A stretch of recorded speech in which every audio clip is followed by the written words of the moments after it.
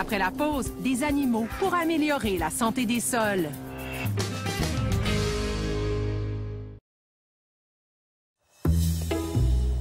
Mi-septembre, chez Jim et Kelsey Bryson, c'est le sprint final dans la course à la plus grosse citrouille. Ils pulvérisent des biostimulants à base de plantes sur les feuilles. Bien dissimulé sous de multiples couvertures, un énorme fruit orange trône désormais au milieu du jardin. La culture des citrouilles est extrêmement gourmande en eau, mais les Bryson remarquent que depuis qu'ils s'inspirent de l'agroécologie, beaucoup de choses ont changé. Le sol n'est plus le même. Il y a toute une vie dedans. Et nous devons arroser beaucoup moins maintenant. On utilisait 100 gallons d'eau par plante par journée. Maintenant, on utilise 50 gallons par semaine pour 3 plantes. Alors, on utilise vraiment moins d'eau qu'on utilisait avant. Mais est-ce que tous ces changements seront suffisants pour obtenir une citrouille gagnante cette année? Entre père et fille, les avis sont partagés. Les citrouilles qu'on a maintenant, on veut qu'elles soient au moins 2000 livres. Yeah. No, I don't think so, but next year. There's always next year.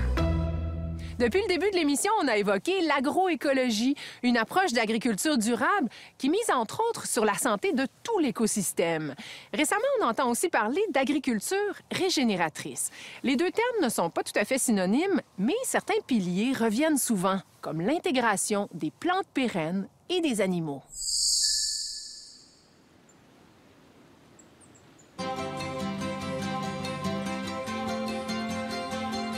À tous les jours, là, je vais juste porter mes vaches au pâturage, puis je regarde le sol, puis il me donne de quoi tous les jours, de lui, là. Fait que je me dis, pourquoi pas en prendre soin? Justin Lavigne est producteur laitier dans l'est de l'Ontario. En ce beau jour de mai, ses 45 vaches se régalent de foin nouveau et d'une salade de pissenlit frais. Là, ils vont manger le seigle puis le pissenlit en premier. Alors, regardez bien, là, dans 5 minutes, il n'y aura plus une tête jaune, là. Ils vont toutes l'avoir mangé. Si la santé du sol passe par des racines vivantes, celles qu'on trouve sur sa ferme ne peuvent pas se plaindre d'être dérangées trop souvent. La terre ici, moi, j'ai pas de souvenance, ça. À part quand j'étais petit, là, on enterrait des champs. Je me souviens pas d'avoir labouré ici. Depuis que je suis petit, là. Sa terre de 160 hectares est entièrement en foin, un mélange de plantes pérennes comme le trèfle et le lotier qui peuvent survivre pendant des années. Il y a de la portance. Comme ici, tu vois, là, c'est bien établi. Il y a de la grosse racine, là. Même si elle met le pied là-dessus, là, même s'il mouille le champ à blanc d'eau, elle ne calera pas, là.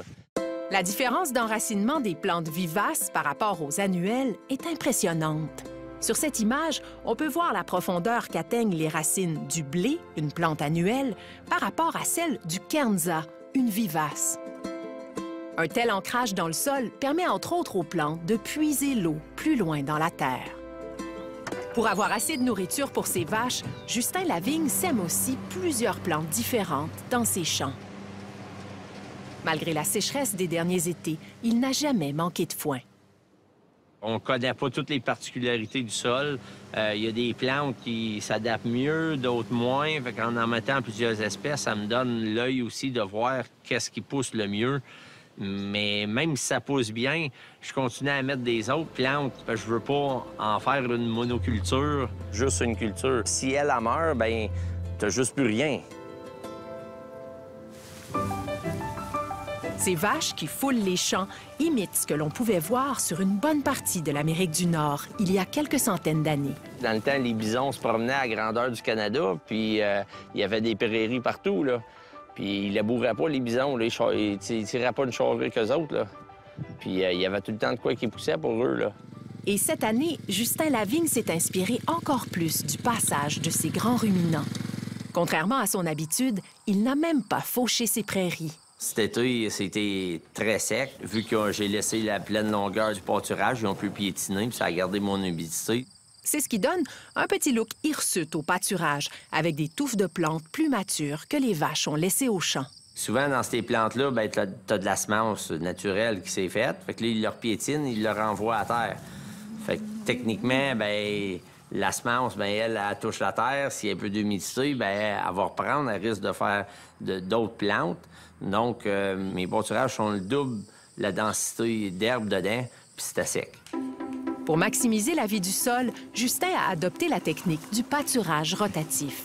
Ces champs sont divisés en petites parcelles par des clôtures électriques amovibles. À chaque 12 heures, il les déplace. Les vaches reviendront brouter la même parcelle 20 jours plus tard. Pendant cette pause, la plante a le temps de repousser et de faire croître son système racinaire. Aucun engrais chimique n'est utilisé. Les vaches fertilisent elles-mêmes leurs prairies, sans tracteur ni pétrole. Riche en nutriments, la bouse servira de nourriture aux insectes et aux micro-organismes du sol. À cela s'ajoutent les restes de plantes qui vont se décomposer. Qu'est-ce qui est le plus beau dans tout ça, c'est quand tu as du résidu comme ça pour passer l'hiver. Moi, je me dis, ça nourrit mon sol. Là. La vie microbienne là-dedans, elle a de quoi se nourrir. Cet équilibre entre le sol, les plantes et les animaux se répercute dans les rendements. La ferme de Justin Lavigne produit du lait de vache nourri à l'herbe, un lait de niche pour lequel il obtient une prime.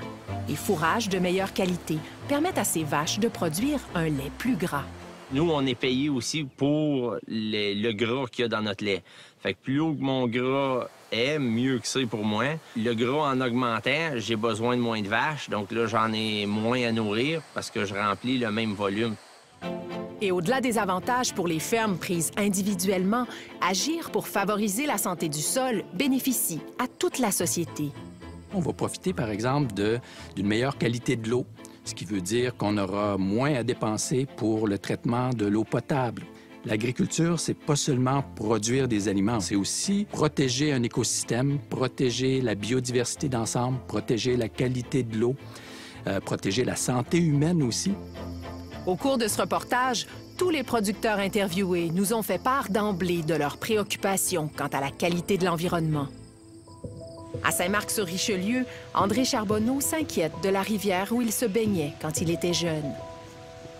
Aujourd'hui, il est un peu trop pollué. C'est pas tentant d'y aller. Là. Juste la couleur, à un moment donné, on ne peut pas tout détruire de rien d'autre.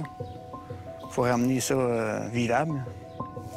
Couvrir les sols est sa façon de réduire la pollution. Tous les impacts environnementaux sont jamais calculés. On n'assume jamais la partie environnementale de la pollution. On la pèle en avant, tout le temps en avant à l'autre génération. J'ai des enfants, puis il y a des choses que moi j'ai faites étant jeune, puis qu'eux autres, je pourrais pas leur transmettre ce que j'ai fait avec mes grands-parents puis mon père. Juste aller à la pêche. À l'arrière, il y a une rivière. Puis on était capable de prendre des poissons, puis on les voyait se passer entre nos jambes. Là.